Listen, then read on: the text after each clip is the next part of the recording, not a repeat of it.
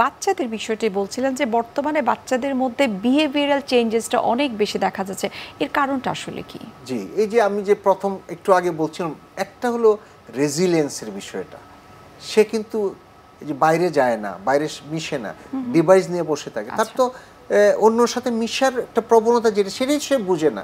অন্যের সাথে যে জায়গা দিতে হবে, অন্যকে স্পেস দিতে হবে, ভাইয়ের জন্য কিছু করতে হবে, ক্লাসমেটের জন্য কিছু করতে হবে, সেটা সে বুঝতে পারে না। সে তো নিজের কেন্দ্রিক হয়ে যায়, সেলফ সেন্টার্ড হয়ে যায়। তখন আর সে বাইরের কোনো চাপটা নিতে পারে না, সামান্য চাপই সে ভেঙে পড়ে। এটা একটা কারণ হলো। আরেকটা হলো যে ডিভাইস বেশি ইউজ করাতে সে ভার্চুয়াল জগতে বসবাস করে, স্বাভাবিক জগৎটাকে সে চিনতে পারে না।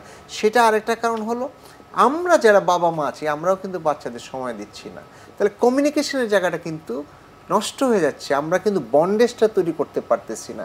বন্ডেজটা যদি আমরা তৈরি করতে না পারি, তাহলে তো আদান প্রদান, ভাব, ভালোবাসা, এটা যদি না হয় তাহলে তো সে একাকী হয়ে যাবে।